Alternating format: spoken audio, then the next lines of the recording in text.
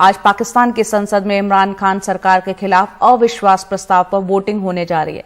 फिलहाल जो स्थिति दिख रही है उसमें इमरान खान की स्थिति काफी कमजोर नजर आ रही है। आंकड़े उनके पक्ष में नहीं दिख रहे हैं, लेकिन इमरान खान ने अंतिम गेंद तक लड़ने की बात कही है। पहले अविश्वास प्रस्ताव पर वोटिंग 3 अप्रैल को होने वाली थी, लेकिन तब डिप्टी स्पीकर ने अविश्वास प्रस्ताव को खारिज कर दिया था। बाद में पूरा मामला सुप्रीम कोर्ट पहुंचा था। सुप्रीम कोर्ट ने आज अविश्वास प्रस्ताव पर वोटिंग का आदेश दिया था। और कल राष्ट्र के नाम एक बार फिर संबोधन दिया है। इमरान खान ने अपने देश के लोगों को संबोधित किया, अपनी बात रखी। उन्होंने कहा कि विपक्ष के लोग बिके हुए हैं। उन्होंने सुप्रीम कोर्ट के फैसले पर निराशा जताई, लेकिन कहा कि वो उसका सम्मान करते हैं। साथ ही कहा कि ये सत्ता पलटने की साजिश है या नहीं, इस पर सुप्रीम कोर्ट ने गौर नहीं किया। ये देखकर उन्हें मायूसी हुई है। इमरान खान ने कहा कि पाकिस्तान में खुलेआम सांसदों की खरीद फरोख्त हो रही है। उन्होंने भारत की तारीफ करते हुए कहा कि भारत एक खुददार देश है, उसको आंख दिखाने की जुर्रत किसी की नहीं है। इमरान खान ने कहा कि अगर हमें गुलामी ही करनी है तो हम आजाद क्यों हुए। इमरान खान ने रविवार को लोगों से सड़कों पर उतरने का आह्वान किया है। उन्होंने कहा कि अब संघर्ष की शुरुआत होगी, मैं फिर देशवासियों के बीच जाऊंगा। उन्होंने कहा कि मैं किसी की कठपुतली नहीं बन सकता। एक जिंदा कौम हमेशा अपने हकूक़ के लिए खड़ी होती है, और हमेशा आपकी सबसे बड़ी कि आपने ये ग़ुलामी नहीं कबूल करनी। एक आज़ाद कौम की तरह आपने खड़े होना है। इय्याका नअबुदु व इय्याका नस्तईन, ला इलाहा इल्लल्लाह, कोई खुदा नहीं अल्लाह के सिवा। ये नारों पे पाकिस्तान बना था। इसके लिए कुर्बानियाँ दी थी लोगों ने। इसलिए कुर्बानियाँ नहीं दी थी कि कोई बाहर से आके इम्पोर्टेड गवर्नमेंट ऊपर बैठा दे और हम चुप करके तमाशा देखते रहें। तो आपने वो पाकिस्तान की ख्वाब के लिए परसों सब ने आपने निकलना है, इशा के बाद पुरअमन एहतजाज करना है।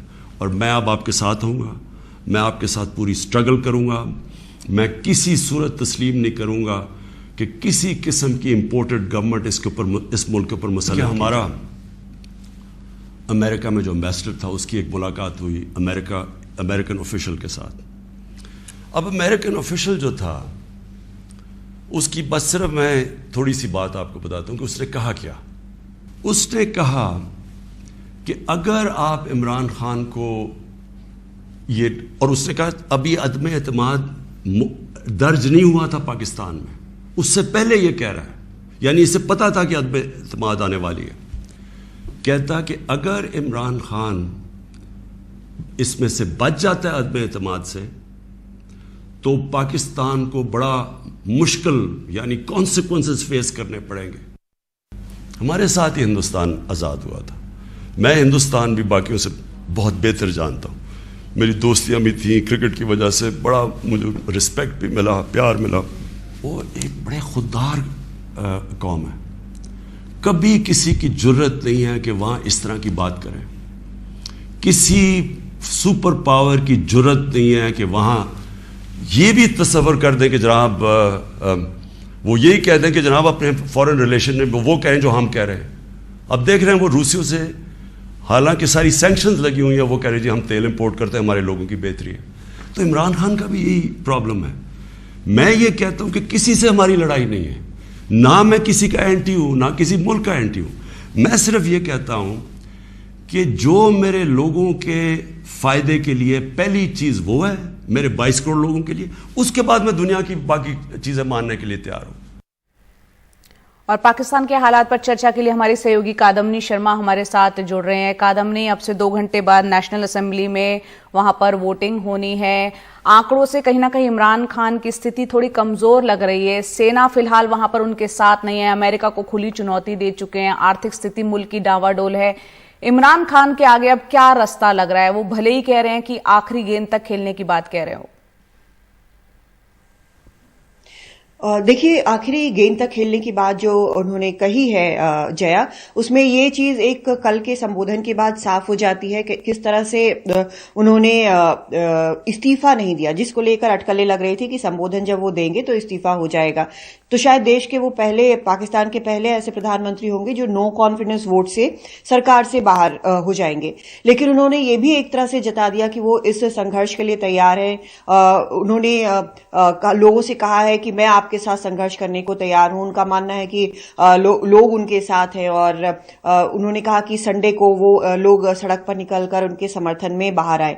बड़ी इंटरेस्टिंग चीज ये है कि ऑपोजिशन इनको सिलेक्टेड प्राइम मिनिस्टर कहता है और ये अब ऑपोजिशन को और जो सरकार बनाने जा रहे हैं जैसा लग रहा है उनको इंपोर्टेड गवर्नमेंट कह रहे हैं। इनका कहना है कि बिक गई है, ऑपोजिशन के लोग जो है वो विदेशी हाथों से बिक गए हैं। अमेरिका इनकार कर चुका है कि उसका कोई भी लेना देना था या इस तरह की कोई भी बात हुई थी जिस चिट्ठी की वो बात कर रहे हैं। कल भी इन्होंने बड़े विस्तार से कहा कि मैं चिट्ठी लोगों को दिखाना चाहता हूं, लेकिन क्योंकि वो कोडेड है, नेशनल सिक्योरिटी का मसला है, इसीलिए वो जनता के सामने उसको नहीं रख सकते। लेकिन आज जब नेशनल असेंबली जुटेगी तो कैबिनेट का ये भी डिसीजन है कि इन कैमरा यानी कि वो लाइव टेलीकास्ट नहीं होगा जी, लेकिन ये इस चिट्ठी की बात और लोकल जिन लोगों पे कौन से लोग शामिल थे इसको लेकर वहां पर सामने रखा जाएगा नेशनल असेंबली के, ऐसा इनका कहना है। तो ये सभी चीजें एक के बाद एक अनफोल्ड कर रही है। लेकिन जैसा आपने भी बताया नंबर्स जो है अभी साथ नहीं दिख रहे हैं। जैसे 3 अप्रैल को जब नो कॉन्फिडेंस मोशन नहीं लाने दिया गया था और उसके बाद सरकार की सिफारिश पर, पीएम की सिफारिश पर असेंबली डिसॉल्व करने की बात कही गई थी। तो आज भी नंबर्स जो हैं उसी प्रकार से स्टैक नजर आ रहे हैं। 342 की नेशनल असेंबली में 172 सदस्य चाहिए, तो 172 के बजाय पिछली बार हमने देखा था कि ऑपोजिशन के पास 177 मेंबर्स थे जो कि नो कॉन्फिडेंस वोट को सपोर्ट कर रहे थे। तो ये सारा जो है सिचुएशन अभी इमरान खान के बिल्कुल खिलाफ नजर आता है। लेकिन ये भी है कि वो अब कह रहे हैं कि आगे संघर्ष करेंगे, चुनाव में जाने की बात कर रहे हैं, जबकि चुनाव आयोग जो है पाकिस्तान का वो कह चुका है कि अक्टूबर के पहले वो चुनाव नहीं करा सकता। उन्होंने एक रिव्यू पिटीशन की भी बात कही है सरकार की तरफ से। कल जो कैबिनेट मीटिंग हुई थी पाकिस्तान में इमरान खान के चेयर में होते हुए, तो एक रिव्यू पिटीशन की भी बात कही। उसका उन्होंने हवाला दिया। कल के संबोधन में भी उन्होंने कहा कि वो रेस्पेक्ट करते हैं सुप्रीम कोर्ट के फैसले का, लेकिन इस बात का दुख है कि जो एक थ्रेट था उस लेटर से वो उसको एक्सप्लोर नहीं किया गया सुप्रीम कोर्ट की तरफ से। तो कुल मिलाकर अभी सिचुएशन जो है वो काफी इस प्रकार की दिख रही है कि आज इमरान खान की सरकार गिर जाएगी। अगले पीएम हो सकता है जो एक कैंडिडेट ऑपोजिशन ने सामने रखा था शहबाज शरीफ, वो हो सकते हैं। वो हो सकते हैं और वहां का घटनाक्रम क्या करवट लेता है वक्त वक्त पर आप तक हम लौटते रहेंगे। बहुत बहुत शुक्रिया इसका आकलन करने के लिए।